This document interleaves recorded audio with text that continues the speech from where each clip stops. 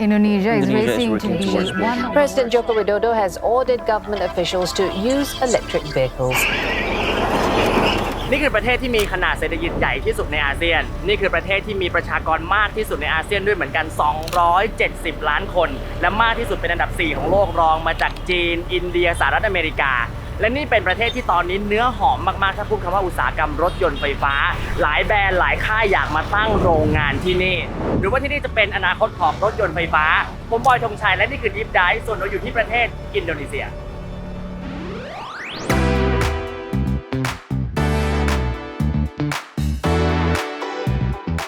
เวลาที่เราพูดถึงคำว่าอุตสาหกรรมรถยนต์ตอนนี้ทุกคนก็ต้องพูดคำว่ารถยนต์ไฟฟ้าเพราะแน่นอนมันคือการเปลี่ยนผ่านจากน้ำมันไปสู่ไฟฟ้าแต่เอาเข้าจริงนะเบื้องหลังของเรื่องนี้เนี่ยมันลึกซึ้งกว่านั้นมันคือการเปลี่ยนผ่านจากพลังงานโลกเก่าไปสู่พลังงานโลกใหม่พลังงานสะอาดความเป็นสีเขียวความยั่งยืนต่างๆนานานี่คือเรื่องสำคัญเพราะฉะนั้นเราจะเห็นว่าหลายๆประเทศเนี่ยเขาเริ่มที่จะเข้ามาท้าทายเข้ามาทดลองทำอยากที่จะครอบครองในอุตสาหกรรมนี้นี่จึงเป็นเหตุให้หลายๆประเทศลงมาเล่นถ้าเอาแค่อาเซียนอย่างเดียวเนี่ยประเทศไทยก็เป็นเจ้าตลาดเพราะว่าเราเป็นแหล่งผลิตรถยนต์รายใหญ่ของอาเซียนแต่พอยุคหลังๆมาเราก็จะพูดถึงคำว่าเวียดนามกันมากขึ้นแต่อย่าลืมหนึ่งในประเทศที่น่าสนใจแล้วน่าจับตามองด้วยขนาดเศรษฐกิจด้วยจำนวนประชากรคือประเทศอินโดนีเซียและต้องให้ข้อมูลว่าอินโดนีเซียเนี่ยมีแร่นิกเกิลเยอะมากๆ1 ใน 3ของแร่นิกเกิลสำรองในโลกอยู่ที่นี่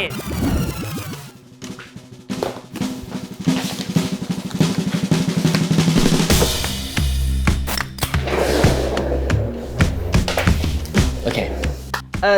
โอเคย้อนกลับไปนิดนึงว่าอินโดนีเซียเนี่ยมีแร่นิกเกิลแต่โอเคนิกเกิลมันคืออะไรนี่คือตารางธาตุส่วนนี้คือนิกเกิลหมายเลขอะตอมที่28สัญลักษณ์คือ Ni คือนิกเกิลก็เป็นแร่โลหะประเภทหนึ่งคุณสมบัติเด่นๆก็คือมีความแข็งแรงแล้วก็เป็นตัวนำไฟฟ้าที่ดีนิกเกิลเนี่ยถือว่าเป็นแร่สำคัญในการผลิตแบตเตอรี่ลิเธียมไอออนที่เขาใช้กันในรถยนต์ไฟฟ้านั่นแหละ The reason so many electric vehicles are powered by nickel-containing batteries is because the metal delivers the highest possible capacity with increased power and energy density, whilst being highly cost-effective. Hello, Gopi. Yeah. Gopi. ซึ่งก็แน่นอนว่าอินโดนีเซียเขาอยากจะเข้าไปเป็นผู้เล่นในตลาดนี้ในตลาดรถยนต์ไฟฟ้าเพราะว่าถ้าเราไปดูจากมาตรการของโจโกวีหรือว่าโจโกวิโดโดประธานาธิบดีของอินโดนีเซียเขาบอกเลยว่าภายในปี 2025 นับจากนี้คือ 2-3 ปีเนี่ยอินโดนีเซียจะมีสัดส่วนการผลิตรถยนต์ไฟฟ้าคิดเป็น1 ใน 5ของปริมาณการผลิตรถยนต์ทั้งประเทศเรียกง่ายๆ 20% ของรถยนต์ที่เขาผลิตในอินโดจะเป็นรถยนต์ไฟฟ้าภายในปี 2025 เพราะฉะนั้นเนี่ยเราก็เลยจะเห็นการที่ผู้เล่นค่ายรถยนต์ที่เขามาบุกตลาดอินโดเนี่ยพยายามขยับตัวหลายอย่างมากๆเลยเอาค่ายที่เป็นเจ้าพ่อตัวใหญ่ๆก็Honda Toyota คือค่ายญี่ปุ่นเนี่ยเขาก็รุกหนักมากขึ้นหรือแม้กระทั่งยุคหลังๆก็จะมีรถยนต์ที่เป็นสายไฟฟ้าใช่ไหมไม่ว่าจะเป็น Tesla หรือว่า BYD จากจีนเนี่ยก็บุกอินโดหนักมากๆถ้าพูดถึง Tesla เนี่ยบุกหนักแค่ไหนหนักระดับที่โจโกวีก็ไปเจอกันกับอีลอน มัสก์มาแล้วแม้กระทั่งตอนที่ไปประชุมที่อเมริกาก็ไปพบกันแล้วก็ไปเจอกันที่โรงงานของอีลอน มัสก์ด้วยElon super genius udah นี่คือความตั้งใจที่สุดเลยที่เขาจะเปลี่ยนผ่านอุตสาหกรรมรถยนต์ของเขาไปสู่ความเป็นรถยนต์ไฟฟ้าแต่พอเราเห็นข่าวว่าประธานาธิบดีอินโดกับอีลอน มัสก์เจอกันเนี่ยก็ว่าว้าวแล้วใช่ไหมหลังจากนั้นเราก็เห็นข่าวมากขึ้นอีกว่าโจโกวีในนามของอินโดนีเซียเขาบอกเลยว่าถ้าการที่เขามีแร่นิกเกิลเยอะแล้วมันดึงดูดคนที่จะผลิตรถยนต์ไฟฟ้าผลิตแบตเตอรี่ไฟฟ้าเข้ามาในประเทศเนี่ยจะมาผลิตแค่ตัวแบตเตอรี่ไฟฟ้าอย่างเดียวไม่พอเขาไม่ขอเป็นทางผ่านเขาบอกตรงๆกับเทสลาเลยว่าถ้าจะมาในอินโดนีเซียคุณต้องมาผลิตรถยนต์ไฟฟ้าที่นี่ที่บ้านของเขาที่อินโดนีเซีย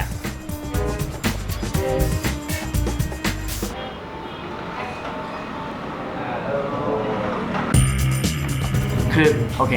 การเข้าไปสู่อุตสาหกรรมรถยนต์ไฟฟ้าเนี่ยมันไม่ใช่เรื่องง่ายนะแต่ถ้ามันทำได้มันจะเป็นการก้าวกระโดดครั้งใหญ่ทางเศรษฐกิจเหมือนกันแล้วก็อย่างที่เรารู้การเข้าไปสู่อุตสาหกรรมรถยนต์เนี่ยไม่ว่าจะเป็นรถยนต์แบบเก่าหรือว่ารถยนต์ไฟฟ้า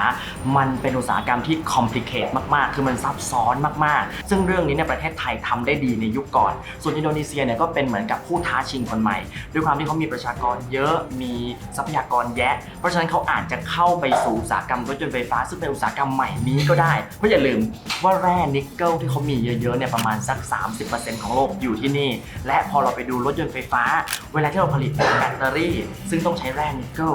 เกือบครึ่งของต้นทุนรถยนต์ไฟฟ้ามาจากแบตเตอรี่และแบตเตอรี่มีนิกเกิลเป็นส่วนสำคัญเพราะฉะนั้นทั้งหมดมันตอบโจทย์หมดเลยว่าอินโดนีเซียอาจจะเป็นที่เป็นอนาคตของรถยนต์ไฟฟ้าก็เป็นไปได้แต่อีกเรื่องหนึ่งที่ต้องคอนเซิร์นนึงก็คือว่าต่อให้คุณจะผลิตรถยนต์ไฟฟ้าในประเทศได้แล้วต่อให้จะผลิตแบตเตอรี่ไฟฟ้าได้แล้วเรื่องของโครงสร้างพื้นฐานเป็นเรื่องสำคัญเราอยู่จาการ์ตามาหลายวันเนี่ยเราก็ยังไม่ได้เห็นว่ามันจะมีโครงสร้างพื้นฐานที่รองรับอย่างมากเพียงพอนั่นก็คือสถานีชาร์จนั่นเองลองไปเซิร์ชแมปดูดีกว่าว่ามีหนาแน่นมีเยอะแค่ไหน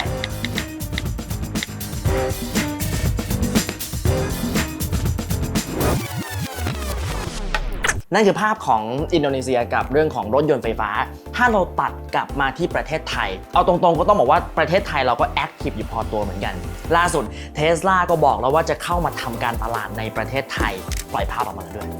Hello Thailand หรือว่าหลายๆแบรนด์อย่างค่ายยุโรปค่ายจีนค่ายญี่ปุ่นก็ส่งรถยนต์ไฟฟ้ามาบุกในประเทศไทย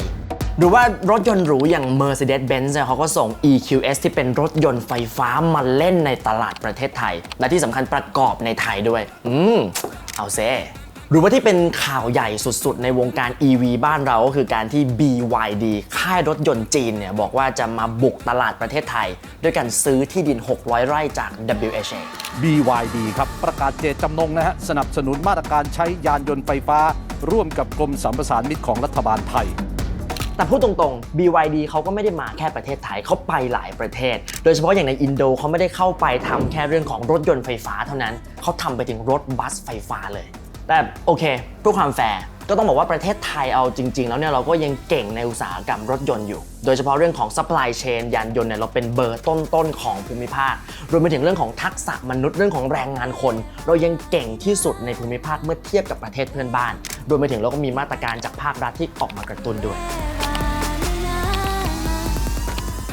และนอกจากนั้นภาคเอกชนของเราเองก็แอคทีฟมากๆยังไงประเทศไทยก็เป็นคลัสเตอร์เป็นฮับของทางด้าน EV ค่ะและอย่างที่เรียนว่าเราไม่ได้มองแค่ Southeast Asia หรือว่าฮับระดับโลกเลยเช่นกันหรือว่าอย่างคนในวงการรถยนต์ไฟฟ้าไทยเองก็ออกมาบอกเลยว่าถ้าเปรียบเทียบไทยกับอินโดนีเซียเรื่องของ EV เนี่ยเราไม่ได้แย่กว่าเขาเลยpopulation ของรถยนต์ไฟฟ้าในบ้านเราเนี่ยจะเติบโตเร็วกว่าอินโดนีเซียมากถึงแม้ว่าบ้านเราเนี่ยอาจจะไม่ได้มี natural resource ในเรื่องของตัวนิกเกิลต่างๆเลยนะครับถ้าไปเทียบกับของอินโดนีเซียเนี่ยนะครับแต่จุดนี้เนี่ยก็ไม่ได้ถือเป็นจุดด้อยในเชิงของการเป็นฐานในการผลิต Oh my god คือแบบนี้นะเราจะวิเคราะห์เราจะคาดการณ์กันไปยังไงก็ได้เพราะว่าสุดท้ายแล้วใครที่จะมาเป็นผู้แพ้ผู้ชนะเนี่ยมันมีอีกหลายปัจจัยที่เราต้องไปตามกันต่อเพราะว่า the war has just begun สงคราม EV ในภูมิภาคนี้มันเพิ่งเริ่มต้นขึ้นอย่างจริงจังเท่านั้นเอง It's insane แต่เรื่องทั้งหมดทั้งมวลนี้นะถ้าเราตัดเรื่องของการแข่งขันออกไปตัดเรื่องของเศรษฐกิจออกไปการเปลี่ยนไปใช้รถยนต์ไฟฟ้ามันเป็นเรื่องที่ดีกับสิ่งแวดล้อมในระยะยาวอยู่แล้วเพราะว่าในภาพใหญ่ที่สุดถ้าเราเปลี่ยนรถยนต์บนถนนทุกประเภทเป็นไฟฟ้าเราจะช่วยลดคาร์บอนไดออกไซด์ในโลกนี้ได้มากถึง 18% แต่โอเค EV มันก็มีด้านมืดมันก็มีดาร์กไซด์ของมันที่เราคงจะต้องคุยกันอีกยาว Yes bingo แต่สิ่งที่เราพอจะโน้ตเอาไว้ณวันนี้ได้เนี่ยมันก็คือเรื่องของการต่อสู้ของอุตสาหกรรม EV ที่มันทำให้เราเห็นเรื่องหนึ่งที่สำคัญมากๆในยุคสมัยของเรานั่นก็คือการเปลี่ยนผ่านของการใช้พลังงานจากน้ำมันไปสู่ไฟฟ้าที่มันเข้าใกล้ตัวเรามามากขึ้นทุกวัน That's it โอเคปะไปแล้ว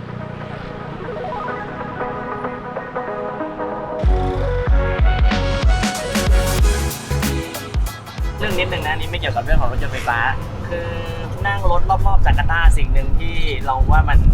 น่าแบบไม่เคยเห็นมาก่อนนะก็คือทั้งเมืองอ่ะมีแต่รถ SUV มีแต่รถ MPV อ่ะคือรถกระบะหรือว่ารถเก๋งแบบที่เห็นในกรุงเทพเนี่ยไม่เจอเลยคือเจอก็น้อยมากๆคนที่นี่เขาจะใช้รถส่วนใหญ่จะเป็นหน้าตาแบบเนี้ยลองดูแบบเนี้ยแล้วก็แบบเนี้ยดูดิทีนี้พอสงสัยใช่ไหมก็เลยไปถามคนรู้เพราะว่าทำไมเขาถึงชอบรถครอบครัวกันมากเลยข้อที่1มันจุคนได้เยอะกว่าคือนั่งได้ประมาณแบบ5คน7คนอ่ะแล้วข้อที่2คือถนนในอินโดมันไม่ได้เรียบขนาดนั้นคือมีแบบขรุขระนะเรานั่งเราก็จะรู้นี่เมืองหลวงนะเพราะฉะนั้นเนี่ยรถแบบนี้มันเลยจะตอบโจทย์มากกว่าและอีกข้อหนึ่งด้วยความที่เศรษฐกิจอินโดมันพุ่งขึ้นเนี่ยก็ทำให้มีชนชั้นกลางมากขึ้นเพราะฉะนั้นการซื้อรถเก๋งกับการซื้อรถที่มันเป็นรถครอบครัวเนี่ยความโอ้อามันต่างกันความคลาสซี่ความไฮโซเขาเลยเลือกไปซื้อรถที่มันเป็นรถครอบครัวเป็นรถ SUV มากกว่านั่นเองนี่คือเหตุผลหลักๆมีแค่นี้เลย Thank you.